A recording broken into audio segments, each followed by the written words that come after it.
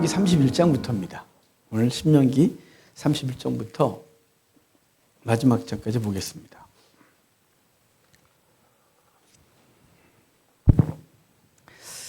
신명기 31장부터는 모세의 죽음이라고 이제 우리 흐름을 잡을 때 신명기 법전이 쭉 오고 그다음에 27장부터 30장까지가 축복과 저주장, 그리고 31장부터 34장까지가 모세의 죽음이라는 이제 타이틀을 가지고 제목을 가지고 우리가 보고 있어요. 31장 이제 모세가 인생을 마무리하는, 그리고 그가 죽는 장면까지 연결되거든요. 인생의 이제 노년이죠. 모세의 노년. 모세가 얼마나 인생을 아름답게 마무리하는지를 좀 보도록 할게요. 여러분 그런 거 있잖아요. 난 이 다음에 어떻게 죽고 싶다. 뭐 죽은 이후에 나는 어떻게 기억되고 싶다. 뭐 이런 거 있잖아요. 모세가, 근데 성경에 나오는 인물들은 그 나름대로 그 죽음에 대한 장면들이 기록되어 있어요. 되게 멋있죠. 제가 이제 제일 좋아하는 게 바울의 디모데 후서의 그 유언이죠. 나의 달려갈 길을 마치고 믿음을 지켰으니 이후에 내게 의의 면류관이 예비되었다. 나뿐만이 아니라 이 길을 가는 모든 자에게도 이 면류관이 예비되었다. 라고 하는 그 말은 이제 사도 바울이 순교 직전에, 단두대에 목이 잘리기 직전에 한 기록이에요. 그거야말로 옥중서신이죠. 우리가 에빌 골모는 같은 연금 상태에 쓴 거고, 디모데 후서는 사도 바울이 이제 순교하기 직전에 진짜 감옥, 지하 감옥에 잡혀서 그때 디모데에게 마지막 편지를 쓰는 장면이에요. 그 진짜 유언이죠. 그리고 진짜 옥중서신이고, 그 장면에 바울이 맨 마지막에 내가 달려갈 길 마쳤다. 내가 믿음 지켰다. 이제 이후로 내게 의의 면류관이 예비됐다. 힘내라. 나만 죽은 게 아니라 다 이 길을 같이 가는 모든 자에게도 이 의의 면류관이 예비되었다. 이렇게 하는 말은 제가 개척할 때 정말 무서웠어요. 저는 강도사고시 볼 때도 무서웠고, 그 다음에 목사 안수 받을 때는 이제 강도사고시 때 한번 1년 전이니까 이제 약간 면역이 생겼고, 개척할 때 되게 무서웠어요. 뭐가 무서웠냐면요. 타락할까봐. 강도사고시 준비할 때, 내가 이거 해도 되나? 내가 이걸 해도 될 사람인가? 보니까 나는 그렇게 이렇게 단호한 성격도 못 되고, 이렇게 막 그런데, 나 이 다음에 썩을 것 같은데? 이런 두려움이 되게 컸어요. 부패할까봐. 그렇다고 지금 뭐 안 부패했다가 아니고요. 그게 늘 그때 이제 강도권이 주어지는 시험이거든요. 강도사 시험이. 강도권을 갖고서 살 자신이 있나? 이게 너무 무서웠어요. 하나님이 제게 마음의 평강을 주셨죠. 내가 성경으로 준 게 아니고요. 구데기 무서워 장 못 담그냐. 장에서 구데기 생기면 빼내면 되지. 뭐 이렇게. 그래서 웅웅 들린 거 아니고 제 마음에. 그래서 주님 알았어요. 일단 장 담글게요. 그래서 이제 강도사고시를 준비하고 받은 기억이 있어요. 근데 개척할 때는 제가 33살에 개척했거든요. 33살에 개척을 이제 해야 되겠다 싶어서 4개월 기도하는데요. 생각해 보니까 제가 33살에 했으니까요. 목회를 37년 해야 되는 거예요. 은퇴할 때까지 보니까. 산 날보다 더 오래 해야 되는 거예요. 여러분, 그게 은혜가 충만한 사람, 행복하다. 이러겠지만 저는 무서웠어요. 끔찍했어요, 사실은. 너무 끔찍했어요. 그 길을 어떻게 가지? 어떻게 변하지 않고 그 길을 갈 수 있지? 그 용기가 안 났어요. 그래서 막 기도하고 4개월을 준비하는 동안 디모데후서 그 말씀이 딱 저한테 왔어요. 그래서 그래, 두렵지만 내가 모든 걸 마쳤을 때 바울이 한 말, 이거 내가 하리라. 그리고 이제 그때 개척할 때 각오가 디모데후서 그 말씀이에요. 그래서 언젠가 이제 하나님이 저를 제발 갑자기 안 데려갔으면 좋겠어요. 제 가족들에게, 자녀들에게 유언할 수 있는 시간을 주셨으면 좋겠어요. 하나님이 마지막으로 저에게 이제 어느샌가 그러면 얘들아, 나 믿음 지켰다. 나 지금까지 잘 달렸다. 아빠 봤지? 너네도 열심히 달리자. 천국에서 보자. 빠이빠이. 그러고 갔으면 좋겠어요. 그게 제 마지막 소원이에요. 그런데 하여간 성경에 있는 인물들이 그 죽음 앞에서 그들이 이제 정리하는 걸 보게 되는데요. 이 모세의 장면이 있어요. 또 여호수아 23장, 24장이 바로 여호수아가 인생을 마무리하는 장면이잖아요. 여기도 모세의 장면이 있는데요. 그 장면 보면서 우리 좀 거룩한 꿈을 꾸고 그럽시다. 우리 예배 전에 우리 이 목사님 빨리 주님 오셨으면 좋겠어요. 이 세상 너무 악하고 살기 팍팍해서가 아니고요. 대부분 그러잖아요. 살기 팍팍해. 빨리 왔으면 좋겠어요. 이게 아니고 이 목사님은 이 세상이 너무 악해지고 약한 걸 계속 봐야 되는 고통스러우니까 빨리 왔으면 좋겠다고 계속 그러셔서 고마워요. 저는 그런 게 되게 좋아요. 주님의 재림을 기다리는 우리 성도들 기도하고 맨 마지막에 마라나타라고 끝나는 기도 이런 거 보면 행복해요. 목사로서 그래 우리 같이 똑같은 것을 바라보고 똑같은 것을 기대하고 이 땅의 것을 최대한 뒤로 하려고 노력하고 이 땅의 것을 분토처럼 여기려고 몸부림을 치고 이 땅의 것은 오늘 예배 오전 예배처럼 지나가는 것이다. 사라진다. 이것도 다 지나가는 것을 여기고 살아가려고 몸부림치는 저와 여러분이 있어서 행복해요. 자, 우리 31장부터 볼게요. 31장은요. 하나님이 모세에게 하신 말씀을 먼저 봅시다. 1절, 2절 제가 읽어드릴게요. 또 모세가 가서 온 이스라엘에게 이 말씀을 전하여 그들에게 이르되 이제 내가 나이 120세라. 120세면 되게 오래 한 거죠. 느낌. 그죠? 우리 최은자 권사님이 맨날 말로 농담 반 진담 반 난 120까지 살 거야 그러세요. 그러니까 충분히 사실 거예요 그러는데 제가 먼저 죽을지도 몰라요. 우리 권사님 120살까지 사신다니까. 앞으로 40년 사셔야 돼요 우리 권사님. 그런데 내가 120 내가 더 이상 출입하지 못하겠고 여호와께서도 내게 이르기를 출입한다가 뭘까요? 어디를 들락거린다는 걸까요? 오해하면 안 돼요. 출입한다가 뭐냐면 백성들을 다스린다는 뜻이에요. 우리 솔로몬도 그러잖아요. 솔로몬 1,000번을 드리고 하나님 앞에 기도하기를 주여 내가 나이가 어려서 백성들이 출입할 줄 알지 못하오니 그러죠. 백성들의 공동체로 가서 그들을 이끌어가는 걸 출입한다 이렇게 말하는 거예요. 완곡한 표현. 어디 지금 대체 어디를 들락거린다는 거야? 이러면 안 돼요. 출입한다 이 말이 지도자. 내가 그들을 이끌 만한 힘이 없습니다. 라는 뜻인데 여기도 마찬가지예요. 모세가 이제 더 이상 출입하지 못하겠고 라고 하는 것은 이제 자기가 어떤 한계를 느낀 거죠. 왜냐하면 여호와께서 내게 이르시되 너를 이 요단을 건너지 못하리라. 자, 요단강 앞에서 하는 얘기잖아요. 그러니까 더 이상 내가 백성을 이끌어들이지 못한다. 모세가 늙어서가 아니에요. 모세가 저 뒤에 보면 자기 눈이 아직도 뚜렷하고 총명하고 아주 힘이 넘치는 거 있어요. 근데 하나님은 모세에게 여기까지 그렇단 말이에요. 그래서 모세는 자기의 신체적인 이유 때문이 아니라 하나님께서 너 여기까지 라고 해서 내가 더 이상 출입하지 못하오니 이런 뜻이에요. 모세는 하나님께서 너 여기까지라는 걸 받아들이고 있는 거예요. 그게 지금 2절이에요. 너는 요단을 건너지 못하리라 이렇게 말해요. 그리고 여호와께서 이미 말씀하신 것과 같이 내 하나님 여호와께서 너보다 먼저 가사 이 민족들을 내 앞에서 멸하시고 내가 그 땅을 차지하게 할 것이며 여호수아는 내 앞에서 건너갈지라. 자, 여호수아는 내 앞에서 건너간다는 건 이제 지금 모세는 못 간다. 여기 요단을 못 건넌다 그러죠. 여호수아는 건너가겠다 그러고.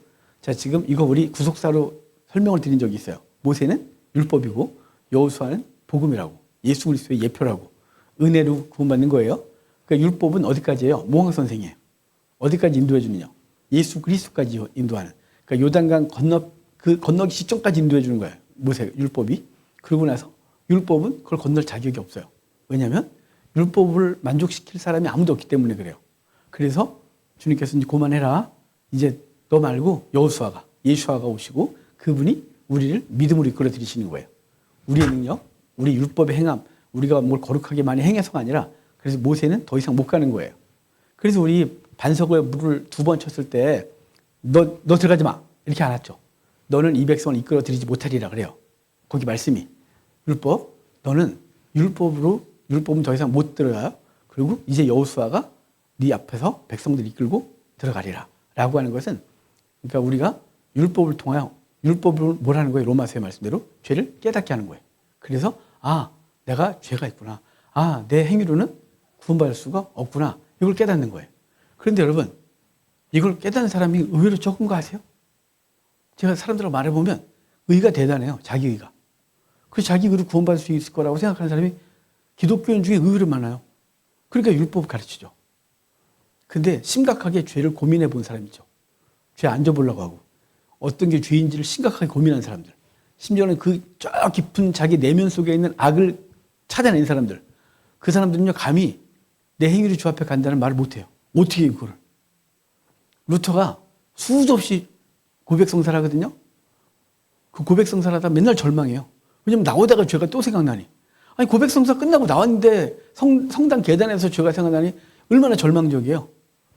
그러니까 면제분이 뭐니 95개조 방방문은 행위가 아니라는 걸 분명히 말하고 은혜로 구원받는 걸 얘기를 하는 거거든요. 그 얼떨결에 종교개혁자가 됐지만 그는 자기가 깨달은 바 그건 아니라는 거죠. 로마서 1장 17절 읽고 오직 의인은 믿음으로 말미암아 살리라. 이 말이 확 온 거예요. 행위가 아니었네? 내가 뭔가를 해보려고 했는데 그게 아니네? 라고 깨닫고 성경을 쫙 보니 온통 믿음인 거죠. 그럼 여러분, 행위는, 율법은 우리를 어디까지요? 요단강 건너편까지. 갈라디아서로 말하면 모황선생. 그래서 우리를 예수 그리스도까지 딱 인도해주고 그 다음에 그가 우리를 바톤 터치해서 우리를 이끌고 드리는 거예요. 이끌어 드린다. 이해가 되시죠? 지금 여기 31장은 바로 모세에게 더 이상 못 들어가. 내가 출입할 수가 없다. 이 말은 늙어서도 아니고 힘이 없어서도 아니고 내가 머리가 나빠서도 아니고 더 이상 하나님은 못해. 라고 말했고 요단강 앞에까지만이니까요. 요단강 앞에까지만이니까 발음이 이렇게 요새 많이 좋아졌는데요. 그런데 이제 너 말고 여호수아가 이끌어 드리리라. 이 말씀 기억하시겠죠? 자, 이게 우리에게 구속사를 보여주고 있는 거예요. 6절 갑시다. 6절. 너희는 강하고 담대하라. 두려워하지 마라. 그들 앞에서 떨지 마라. 이는 내 하나님 여호와 그가 너와 함께 가시며 결코 너를 떠나지 아니하시며 버리지 아니할 것입니다. 왜 이런 얘기할까요? 들어가면 일단 들어갈 때부터 요단강이에요. 요단강이 범람할 때라서 요단강 폭이 1.6km까지 넓어질 때예요. 그때가. 지금은 아니에요. 지금은 아무리 가도 요단강 안 넘쳐요. 댐들이 다 막고 있어서 안 넘쳐요. 그런데 고대 때 이게 요단강 지류들이 개발되기 전에는 그게 요 4월 전후 되면 이게 눈 녹은 물하고 그다음에 이것들이 다 내려오면서 엄청나게 범람이 일어나요. 하루가. 그래서 뻘이고 그 뻘이 또 1.6km예요. 물이 다 젖은 땅이. 그러니까 그걸 건너가야 되는데 못 건너가죠. 그거부터 해서 가자마자 여리고 만나야 돼요. 그리고 그 아래쪽으로는 헤브론, 그 위쪽으로는 베델. 이 엄청난 성들을 만나야 돼요. 그 만나면서 그걸 다 정복해야 되는데 이게 공성전 한 번도 해보지 않은 이스라엘 백성들 입장에서는 엄청나게 두려운 거예요. 그래서 두려워하지 마라. 담대하라. 내가 너를 떠나지 않겠다. 내가 너와 함께 하겠다. 그래요. 여러분, 우리 일상이 만만합니까? 저는 일상이 만만한 사람을 본 적이 없어요. 우리 만만해요? 무섭죠. 저 개척할 때 그래서 제 기도 제목이 그랬다 그랬잖아요. 처자식만 굶기지 마옵소서. 사담이지만 우리 아들놈이 어릴 때는 제가 사달라는 거 다 사준다 그랬어요. 선우가 이 다음에 나 큰 차 사줘. 걱정하지 마. 야, 아빠 용돈 얼마 줄래? 한 달에 1억 준대요. 1억이 얼마인지도 모르는 놈이. 그래, 고맙다. 그랬어요. 근데 내가 얼마 전에 선우가 저기 전원주스 하나 사줬더니 몰라. 현실적이 된 거죠, 현실적. 그러니까 세상 살아보니, 나이가 20대 중반 돼보니, 군대 제대할 때 돼보니, 이거 만만한 게 하나도 없는 거죠. 막 하고 인생을 어떻게 살아야 되나 싶은 생각이 드는데, 뭔 차를 사주고 집을 사줘요. 아빠가 알아서 해. 그러니까, 웃고 말았어요. 이 얘기를 왜 하냐면, 세상은 안 만만해요. 그렇지 않겠어요? 만만한 사람이 있어요? 돈 버는 게 만만합니까? 가정은 만만합니까? 행복한 가정을 만든다는 게 그게 만만합니까? 얼마나 많은 희생과 죽음을 각오해야 되는 거예요. 그러니까 강하고 담대하라. 내가 너를 떠나지 않겠다. 내가 너와 함께 하겠다. 그러니까 넌 내 말을 가지고 네 삶의 자리로 가라. 그리고 그것을 믿음으로 정복하고 하나님의 나라를 세우라고 하는 거죠. 여러분 그렇길 바라요. 자, 8절. 그리하면 여호와 그가 내 앞에서 가시며 너와 함께 하사 너를 떠나지 아니하시며 버리지 아니하시리니 너는 두려워하지 말라 놀라지 마라. 이렇게 또 격려하죠. 자, 10절 봅시다. 이제 가나안 땅에 들어가면 하나님은 우리와 함께 하시겠다고 그러고 우리가 해야 될 게 있어요. 하나님은 우리와 함께 하시고 떠나지 아니하시고 돕겠다고 승리하겠다는데 그 대신 우리가 해야 될 거, 너희가 할 게 있었는데 그게 뭐냐면 10절 같이 읽어봐요. 모세가 그들에게 명령하 이르기를 매 7년 끝 해 곧 면제년의 초막절에 11절도 읽읍시다. 온 이스라엘이 내 하나님 여호와 앞 그가 택하신 곳에 모일 때에 이 율법을 낭독하여 온 이스라엘에게 듣게 할지니. 그래요. 자, 지금 난 너와 함께 할게. 너희들과 내가 함께 할게. 앞서 갈 거고 내가 너와 함께 싸워서 이기게 해줄게. 담대해. 걱정하지 마. 라고 해놓고 근데 있잖아. 너네는 7년에 한 번. 7년에 한 번 초막절 끝에. 그러니까 7년에 한 번 오는 초막절. 그러니까 안식년 초막절에 다 모여서 초막절 끝에 큰 날 초막절에 그러니까 뭘 하라고요? 그러니까 성경을 읽으라고. 당시 성경은 이게 아니에요. 이거 하루 만에 못 읽지 이거. 모세오경, 토라 이거 읽으라고. 이제 이걸 읽어라 라고 명령했단 말이에요. 그런데 안 했어요. 한 번도 안 했어요. 이스라엘이. 언제 처음 했냐면 에스라가 돌아와서 처음 해요. 에스라가 돌아와서. 그게 400년대 중반이거든요. 약 1000년 만에 하는 거예요. 1000년. 가서 읽어. 근데 한 번도 안 읽다가 1000년 만에 읽어요. 진짜 얘네들 문제 많아요. 어쩜 이렇게 성경을 읽어요. 읽으라고 했는데 1000년에 한 번 읽었으니. 그러니까 말씀을 모르니까 뭐래요? 우상숭배하죠. 말씀을 모르니까 제사장과 백성들의 지도자들이 하나님의 말씀을 통치하면 됩니까? 아니, 백성들이 모르는데요. 지만 알면 뭐예요? 제사장만 알면 뭐예요? 레위만 알면 뭐예요? 백성들이 없는데. 그러니까 평소에 가르쳤지만 7년에 한 번 초막절 끝에 다 모여서 하나님의 말씀을 낭독하라 그랬어요. 낭독하라고 하면서 12절 봐요. 12절. 곧 백성의 남녀와 어린이와 내 성읍 안에 거류하는 타국인을 모으고 그들에게 듣고 배우고 내 하나님 여호와를 경외하며 이 율법의 모든 말씀을 지켜 행하고 또 너희가 요단을 건너가서 차지할 땅에 거주할 동안에 이 말씀을 알지 못하는 그들의 자녀에게 듣고 내 하나님 여호와 경외하기를 배우게 하라. 그러니까 7년 끝에 한 건 성경 읽고 듣고 배워서 하나님 말씀대로 살라고 한 거죠.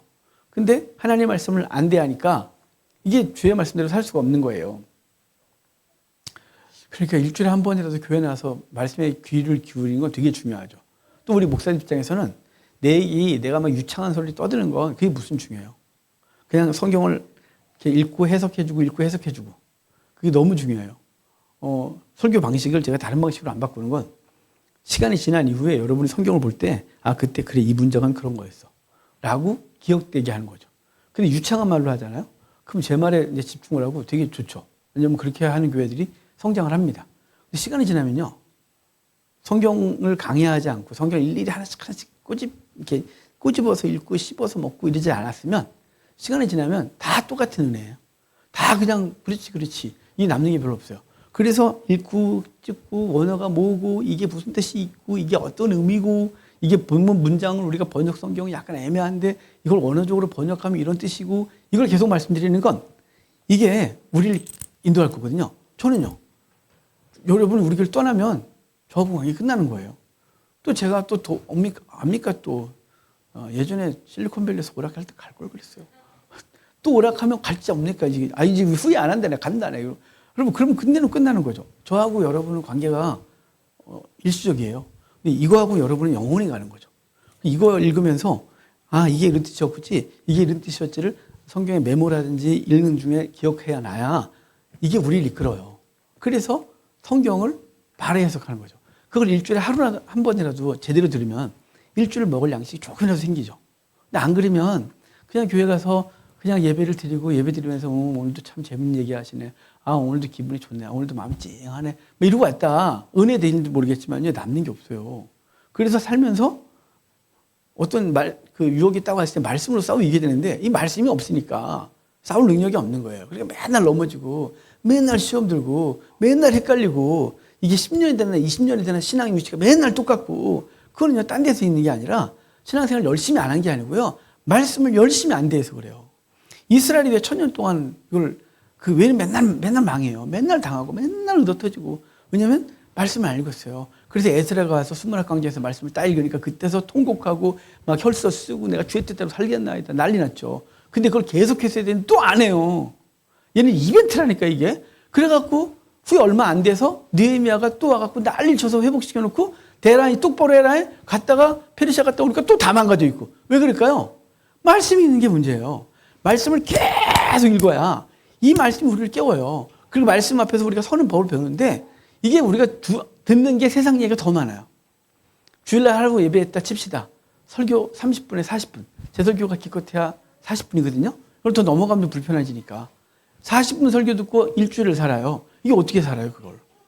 근데 세상에서 일주일 동안 40분이 설교 말씀 듣는 게 다고 나머지를 세상 걸 듣잖아요. 그러니까 당연히 영향을 세상 걸 받죠. 이거 어떻게 자기가 능히 내가 이기리라. 말도 안 돼요. 못 이겨요. 그러니까 말씀을 집중하셔야 돼요. 여기 이스라엘 백성들에게 매년 7년 끝에 7년 초막절 끝에 모여서 율법을 낭독하고 그것을 읽고 배우고 느끼고 그러라 했는데 이거 1000년 동안 안 한 거예요. 결국은 바벨론 포로를 끌려가고 나라가 망하고 고통스럽고 힘들 때 와서 읽어주세요라고 해서 이벤트 한번 끝나고 또 안 하는 이 정말 이스라엘의 문제라니까요. 우리 그러면 안 돼요. 말씀은 이벤트가 아니에요. 말씀은 옆에 계속 우리가 새끼 밥 먹듯이 계속 말씀을 대하는 거예요. 그 맛이 읽을 때마다 맛이 달라져요. 말씀이 확 찌릿해. 저도 그랬으면 좋겠어요. 말씀을 읽으면 확 찌릿해. 오늘 막 빡빡 와. 근데 빡빡 안 올 때가 더 많아요. 막 졸리고 죽겠고 막 고만 읽고 싶고 막 이럴 때가 더 많아요, 여러분. 이걸 맨날 뻔하잖아요. 안 뻔한가? 아니 계속 그런 얘기잖아요. 이거 뭐 낯설은 게 별거 없잖아요. 설교하려면 낯설어요. 이걸 접하려면 낯설어요. 근데 그냥 흐름은 낯설지 않아요. 찌릿찌릿하는 게 없죠. 매번 맛이 있진 않아요. 가정식이. 근데 계속 먹어야 건강하시듯이 말씀도 그러셔야 돼요. 그러니까 말씀을 계속 대하십시오. 자, 그 다음에 이제 19절 보고 32장으로 가봅시다. 19절 봐봐요. 19절에 이러므로 이제 왜 그래? 이러므로는 너희가 가나안 땅에 들어가면 너희가 나를 버리고 우상 섬길 거래요. 하나님은 아세요, 이미. 가나안 땅에 들어가면 우상을 섬길 거라고 알아요. 어디를 봐야 되냐면 16절을 봐요. 16절. 또 여호와께서 모세에게 이르시되 너는 내 조상과 함께 누우려니와, 이제 모세는 죽는다는 거죠. 여기서 이 백성은 그 땅으로 들어가 음란히 그 땅의 이방 신들을 따르며 일어날 것이요. 뭐라고요? 이 백성은 가면 음란히 이방 신들을 섬길 거래요. 왜냐하면 그 땅에 들어가면 우상이 드글드글할 거거든요. 그동안은 보호받았단 말이에요. 이렇게 딱 우리끼리. 여러분 그거 있잖아요. 기도원에서 우리 막 은혜 받을 때 막 3박 4일 동안 막 좋아요. 충만해 막. 그러다 집에 딱 내려오면 시험거리가 막 보이잖아요. 막. 내려가면 시험 든다 막 이러잖아요. 경고하잖아요. 왜냐면 현실로 들어가는 거니까. 여기 그거예요. 그런데 그래서 자 18절 봐요. 18절. 또 그들이 돌이켜 다른 신들을 따르는 모든 악행으로 말미암아 내가 그때 반드시 내 얼굴을 숨기겠대요. 너네 가나안 땅에 들어가면 우상 숨길 거고 그때 난 니들한테 얼굴을 숨길 거야. 그럼 이제 끝나는 거겠지? 끝나는 게 아니고 그걸 예방하기 위해서 너희가 해야 될 게 있어. 그런 일이 벌어질 거란 말이지. 너네 분명히 세상에 살면 세상에서 세상 영향력 받아. 교회에서 하루 잠깐 1시간 동안 예배 드리고 세상에 나가면 은혜가 충만할 것 같고 일주일 이길 것 같지만 일주일 못 이기고 너희는 또 세상에서 세상에 영향받고 시험거리 들고 막 유혹을 받고 그럴 거야. 라고 하는 게 여기예요. 그래서 내가 대신 대책을 세울게. 안 넘어지도록. 그게 이제 19절. 그러므로 이제 너희는 이 노래를 써서 이스라엘 자손들에게 가르쳐 그들의 입으로 부르게 하여 이 노래로 나를 위하여 이스라엘 자손에게 증거가 되게 하라. 그러니까 어떤 걸 노래로 만들어서 부르게 하라는 거죠.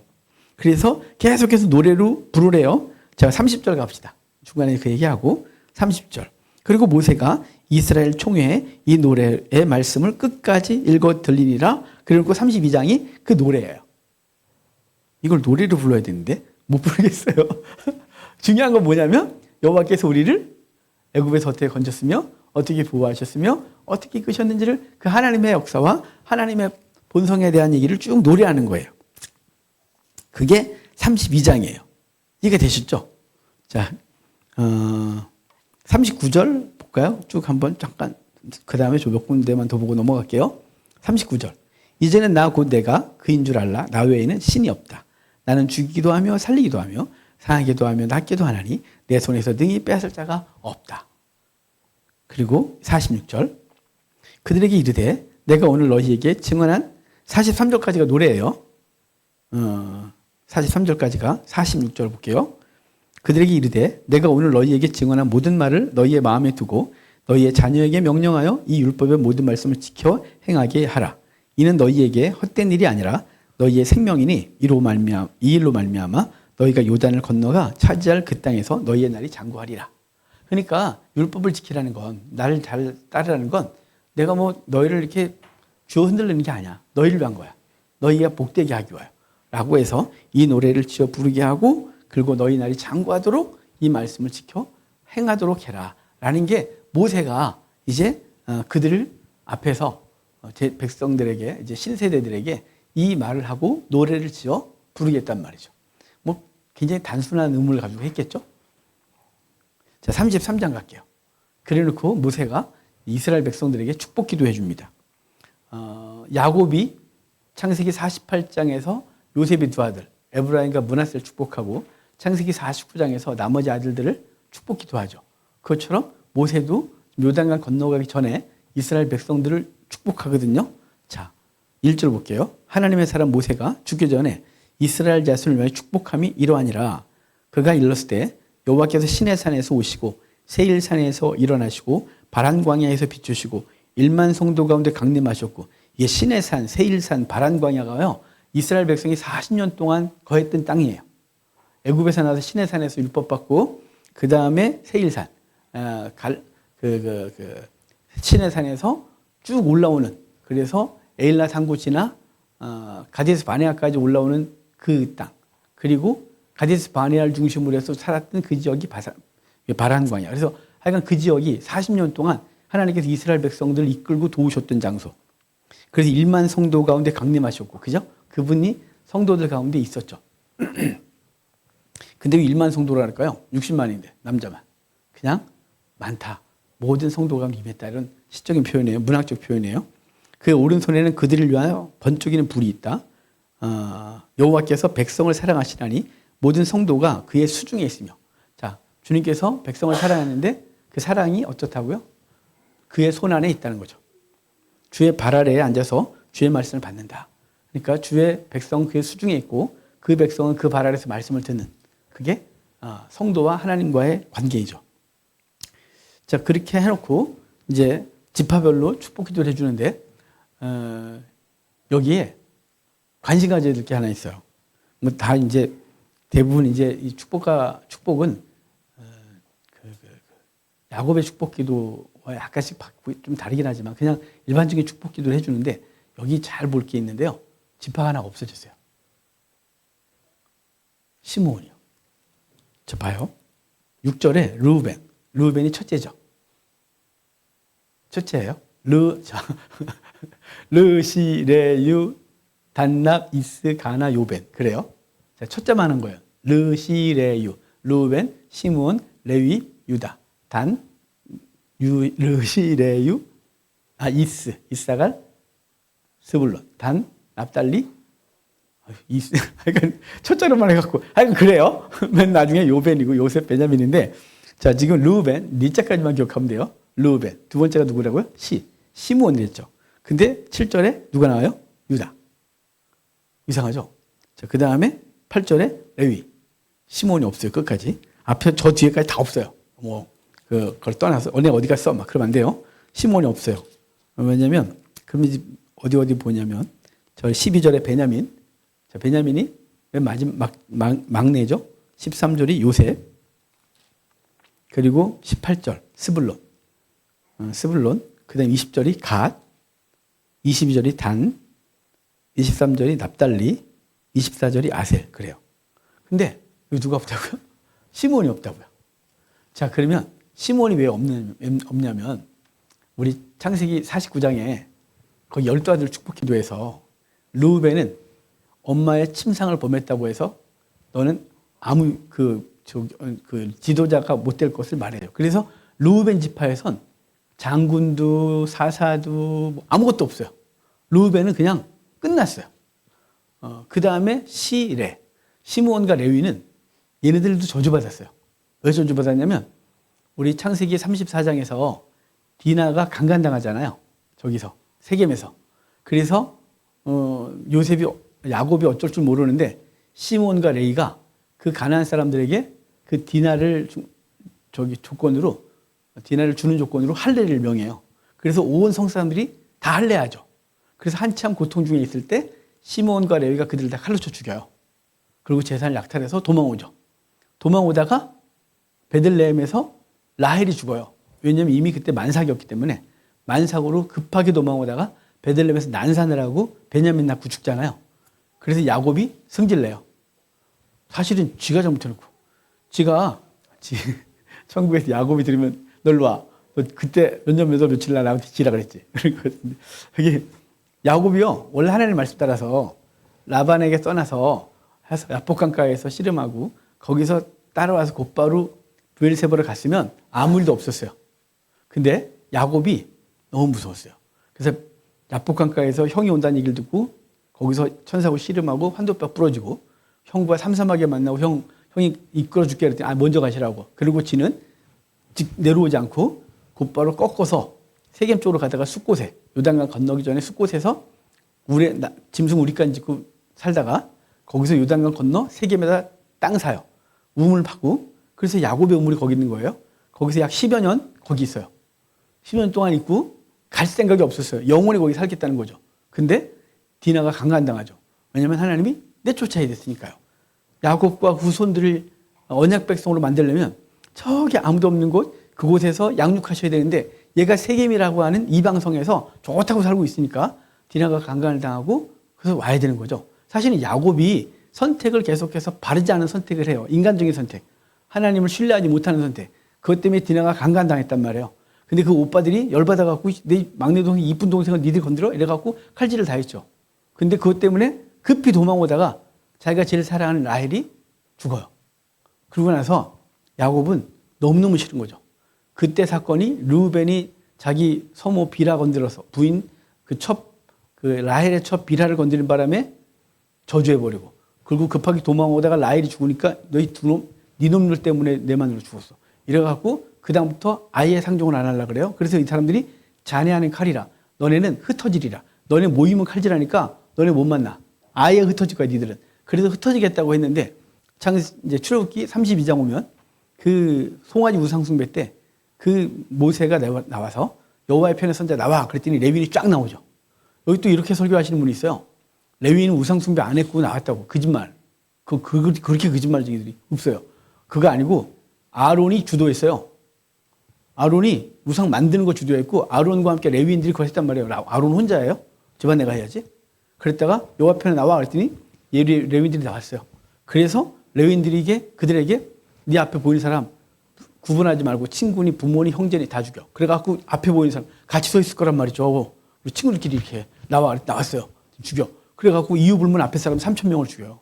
그래서 됐다. 이제 그건 너를 죽인 거예요. 너. 형제를 죽인 게 아니고 네 자신을 베는 거예요. 베는 게 좋았겠어요. 얼마나 슬펐겠어요. 얼마나 고통스럽고. 차라리 날 죽여. 이게 더 낫지. 그 죽이고 있어요. 그래서 그만해. 이제 너가 나를 위해서 그렇게 열심을 냈기 때문에 내가 너를 제사장 지파 삼을게. 그래서 레위인들은 제사장이 돼요. 레위인이. 그렇지만 가나안 땅에 들어가면 48개 성읍으로 흩어지죠. 말대로. 그렇지만 48개 성읍이 흩어졌지만 그들은 제사 제도를 감당하는 존재로서 나름대로 그들의 세력을 유지해요. 근데 시므온은 그럴 기회가 없었어요. 그래서 가나안 땅에 들어오면 유다 지파 안에 영역을 받아요. 희한하게. 블레셋 사이로 이렇게 받아요. 그런데 사사기에 우리 아직 안 봤군요. 여기서 여기저기 봐서 사사기 때 유다가 누가 이제 사사기에서 누가 먼저 가나안 정복을 해서 갈래? 그랬더니 유다가 먼저 가라. 그러고 유다 지파가 시몬에게 같이 가자. 그래서 시몬이 따라가죠. 그래서 거기까지 등장하는데 시몬이 그 이후로 등장을 안 해요. 시몬은 유다 지파 안에 싹 흡수돼서 완전 사라져요. 그래서 33장에서 시몬에 대한 축복 기도가 없어요. 만약 하면 이래야 되겠죠. 너네는 가나안 땅에 들어가는 순간 사라진다.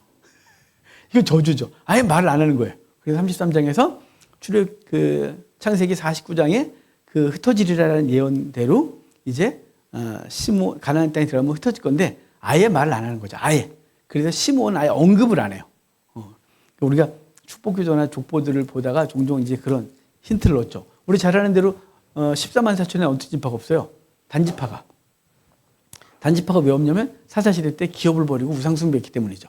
그래서 14만 4천 얘기할 때 단을 쏙 뺀 이유는 당시 크리스찬들이 하나님을 버리고 기업을 버리고 믿음의 기업을 버리고 우상을 섬기죠. 우상 섬긴 것 때문에 너네는 하나님의 나라를 유업을 얻지 못해. 그래서 의도를 가지고 14만 4천의 단을 쏙 빼요.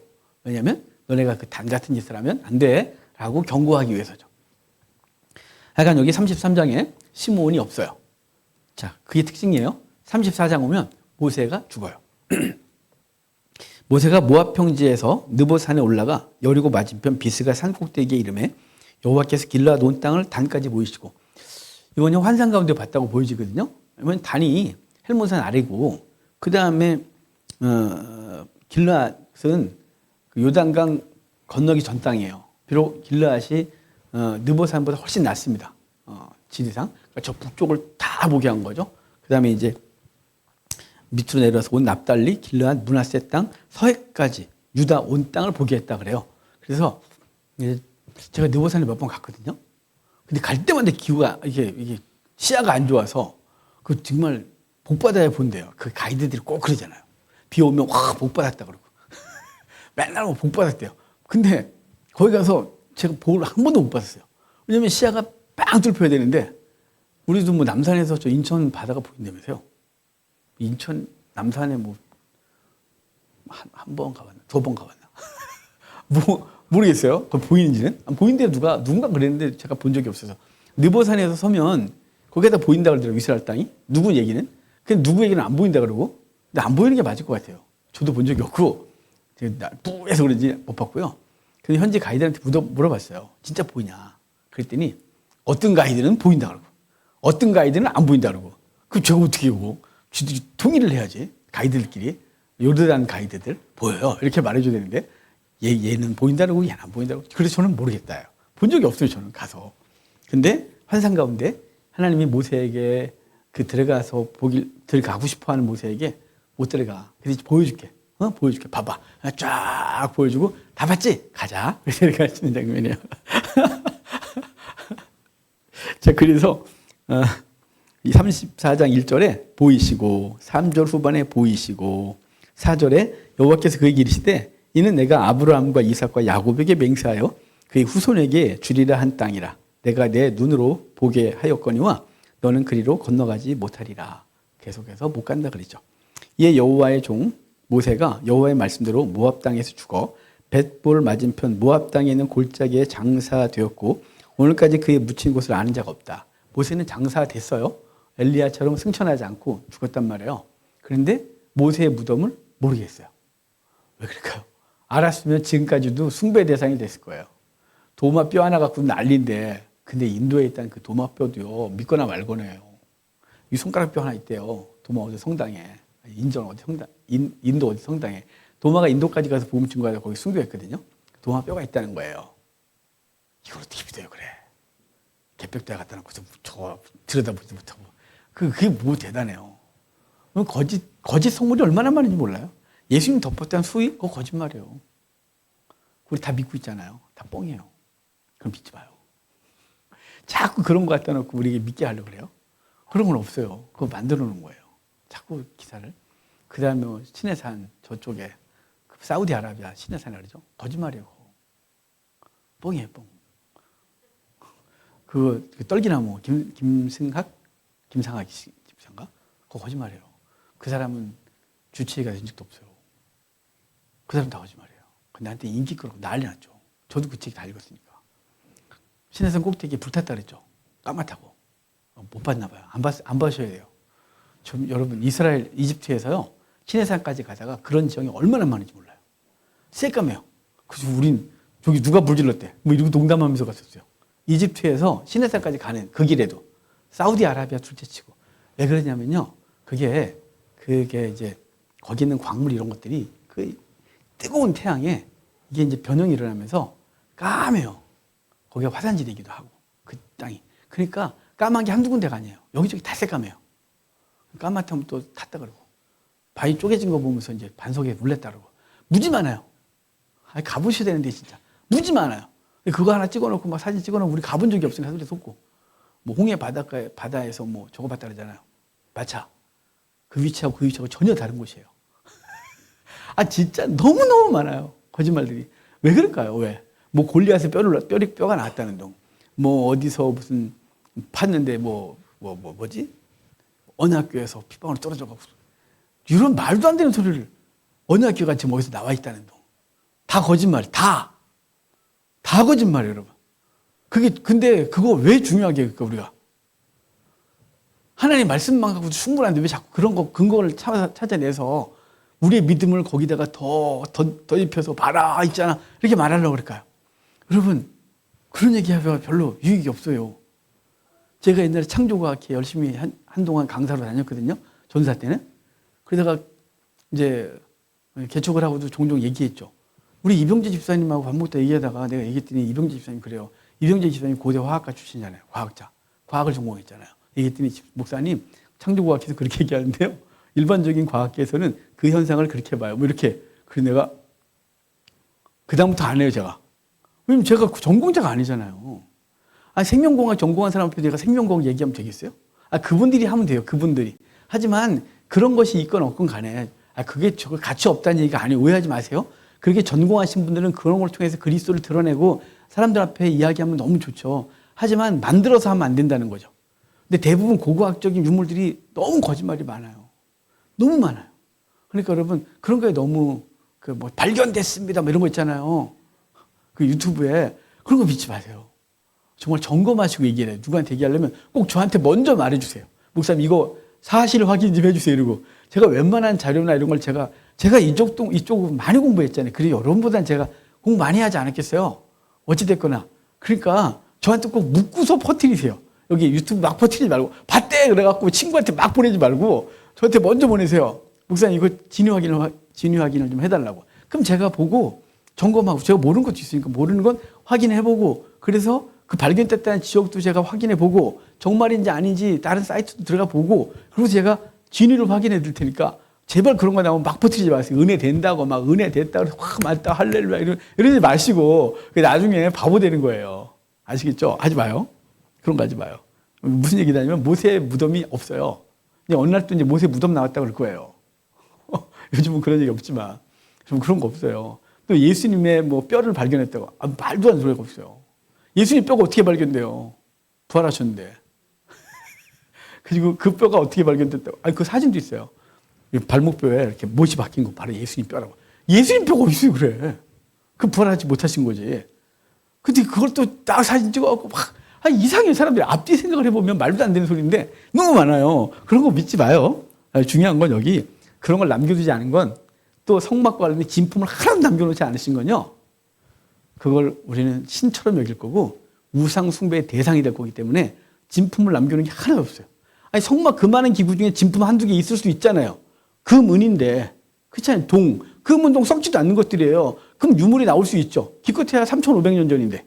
그리고 이스라엘이 주 700년에, 70년에 완전히 성전이 파괴됐으니까 어찌됐거나 법계는 사라졌어도 바벨론 포로 때 사라졌지만 그 이후에 다른 성막 기구라도 하나 발견돼야 되잖아요. 이게 예수님 때 쓰시던 부삽입니다. 이게 예수님 때 쓰시던 뭐 금쟁반입니다. 뭐 이런 거 성막에 쓰던 거 성전에서 하나도 없죠. 왜 없을까요? 그런 거 남겨두면 우상 숭배할 게 뻔해서 하나님이 없게 하셨으니까 제발 그럼 가톨릭 쪽에선 그런 성물 숭배가 있으니까 그런 거 하나 발견하고 성물 숭배로 우리를 확 연혹하려고 사람들을 그럴 수 있겠지만 기독교는 그런 건 아예 그냥 있었대 끝. 진품에 나타나도 그렇구나 진짜 있었구나 끝. 그거 갖고 막 그러지 마세요. 세상은요 그런 거 할 때마다 되게 우리를 유치하게 봐요. 쟤는 왜 저러니? 기독교들 맨날 뻥이나 치고 맨날 저래. 그러니까 제발 그런 거 퍼뜨리는 순간 우리 스스로를 저 바닥으로 떨어뜨리는 거야. 유치한 종교로.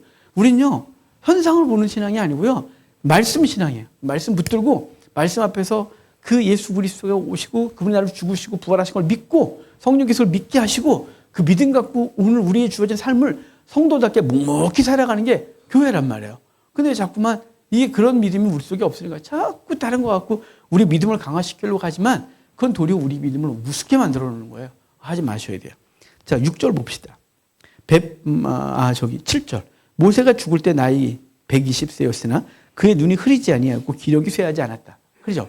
모세가 늙어서 출입하지 못한다는 게 아니고 모세는 하나님이 하지 마라고 해서 거기까지. 율법의 능력이 없어서가 아니고요. 율법은 넌 고만이야. 너는 내 백성을 이끌어들이지 못하리라. 너는 내 백성에게 죄가 무엇인지 알고 너가 죄인이 말고 죄를 깨닫고 어떻게 하면 좋을까라고 해서 고민하게 하고 결국은 예수 그리스도께 인도하는 모황선생일 뿐. 여기까지고 넌 내 백성을 이끌어들이지 못해 라고 하는 것 거기까지라는 거예요. 이스라엘 자손이 모압 평지에서 모세를 위하여 애곡하는 기간이 끝나도록 모세를 위하여 30일을 애곡했다. 모세가 눈의 아들 여호수아에게 안수하였으므로 그에게 지혜의 영이 충만하니 이스라엘 자손이 여호와께서 모세에게 명령하신 대로 여호수아의 말을 순종하였더라. 그래요. 10절. 그 후에는 이게 되게 중요한 단어예요. 중요한 문장이에요. 이것도. 그 후에는 이스라엘의 모세와 같은 선지자가 일어나지 못하였나니 모세는 여호와께서 대면하여 아시던 자라. 이 얘기 왜 했을까요? 신명기 18장 15절 봐요. 자, 그 장면과 이 장면을 같이 봐야 돼요. 신명기 18장 15절. 내 하나님 여호와께서 너희 가운데 내 형제 중에서 너를 위하여 나와 같은 선지자 하나를 일으키리니 너희는 그의 말을 들어라. 그죠? 모세에게 너 같은 선지자 한 명 세울 거야 나중에. 그리고 그 백성들은 네 말 들어야 돼. 이렇게 말했단 말이에요. 그런데 오늘 본문에 나와 같은 선지자가 그 모세 같은 선지자가 일어난 적이 없다. 그랬죠. 분명히. 이때까지 없는 거예요. 그죠? 왜 이렇게 답이 없으나? 아시겠죠? 지금 문장 앞뒤가. 근데 18장 15절. 19장 15절. 18장 15절. 미안해요. 거의 19장 보고 있어서. 18장 15절에 그리고 그래서 나 같은 선지자 하나가 일어날 거야 그랬단 말이에요. 그런데 여기 모세가 죽을 때 아직 없다. 여호수 아니에요? 아직 없다죠. 그죠? 아직 없어요. 그런데 이제 요한복음 1장에 오면 요한복음에 세례 요한이 세례를 베풀고 회개를 요구하니까 바리새인들이 예루살렘에서 와서 이래요. 너 누구야? 너 선지자야? 거기 선지자, 너가 그 선지자이래요. 그 선지자냐? 아니야. 그 선지자 누굴까요? 바로 이거. 모세가 예언했던 그 선지자야? 라고 말하는데 아니? 라고 말하거든요. 나 아니야. 그래요. 자, 그 다음에 마태복음 17장. 17장에 가면 절수를 모르겠네. 볼게요. 제가 절수를 잘 기억을 못해서. 어디쯤에 있다. 이거 맨날 이렇게만. 자, 17장. 변화산에 올라가서 본 장면이거든요. 5절 보세요. 17장 5절. 마태복음 17장 5절은 예수님께서 3년 반 사역을 다 마치시고 변화산에 올라가셔서 이제 변화되고 예루살렘에서 내려가실 거거든요. 이제 마무리하는 장면이에요. 그래서 이때부터 당신의 순환 예고가 3번 있어요. 그죠? 이 앞에 16장에서 내가 예루살렘에 가서 죽으리라. 그래서 한 번 있고. 그 3번 당신이 죽을 거라고 예언해요. 그런데 변화산에 올라가서 그분이 기도하실 때 그분 양편에 엘리야하고 모세하고 서 있었죠. 자, 엘리야는 선지자의 대표. 모세는 율법, 엘리야는 선지자들. 그러니까 율법이 예고했던 메시아, 선지자들이 예고했던 메시아가 있는 거예요. 그런데 예수님이 계시고 둘이 딱 서 있어요. 근데 하늘에서 소리가 들리기는 이는 내 사랑하는 아들이니 이의 말을 들으라 라고 했단 말이에요. 그래서 예수님이 모세에서 변화되고 내려왔던 모세가 두 번째 돌판받고 산에서 내려올 때 얼굴에 광채가 났던 것처럼 예수님도 산에서 내려올 때 얼굴에 광채가 나서 모세의 모습을 그대로 가지고 내려오시고 그분이 죽으러 가시는 장면인 거예요. 그분이 율법의 요구를 만족시키러 내려간단 말이에요. 그게 오늘 본문인 거예요. 마태복음 17장. 그래서 우리 신명기 오늘 지금 34장 여기를 보고 있는데 그게 신명기 18장 15절 그리고 요한복음 좀 봅시다. 제가 절을 말씀 안 드려서 미안합니다. 제가 절을 못 외워요. 그런 거 외우는 거 별로 재능이 없어서.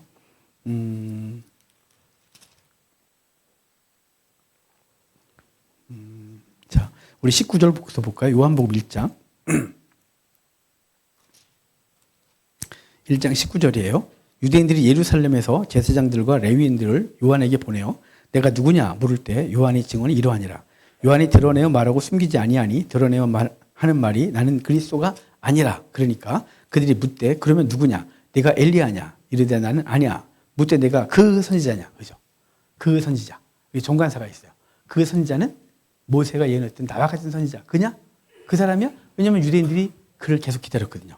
그러니까 아니야 라고 말했단 말이에요. 그죠? 난 아니야. 그럼 누구야? 내 뒤에 오시는 이지. 그분이야. 예수님이 변화산에서 기도할 때 이는 내 사랑하는 이의 말을 들으라 그랬잖아요. 아까 신명기에서도 나와 같은 선지자가 올 텐데 그의 말을 들어야 된다 라고 말했고. 자, 다시 그러면 본장으로 넘어올게요. 34장으로. 그래서 이후에는 이스라엘의 모세와 같은 선지자가 일어나지 못하였나니 모세는 여호와께서 대면하여 아시던 자라. 모세는 하나님께 대면한 조래요. 예수님이 하나님과 대면하는 존재죠. 그래서 그분이 바로 예고했던 그 선지자예요. 자, 11절. 여호와께서 그를 애굽 땅에 보내사 바로와 그의 모든 신하와 그의 온 땅의 모든 이적과 기사와 모든 큰 권능과 위엄을 행하게 하심에 온 이스라엘의 목전에서 그것을 행한 자이더라. 자, 예수님이 태어나시고 마태복음에 그가 헤롯을 피하여 애굽에 갔죠.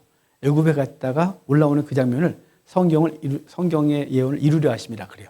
예수님이 모세가 내려가고 요셉이 내려가고 그것처럼 애굽에서 끄집어 올라온 것을 다 총칭하여 말해서 그분이 우리를 구원할 자이심을 예고하고 있는 장면이 마지막이에요. 신명기. 그래서 신명기 31장부터 34장까지는 모세의 죽음을 기록해 주고 있는 성경입니다. 그렇게 하면 될 것 같고 또 다음 주에 여호수아를 시작하도록 하겠습니다. 기도하고 마치겠습니다.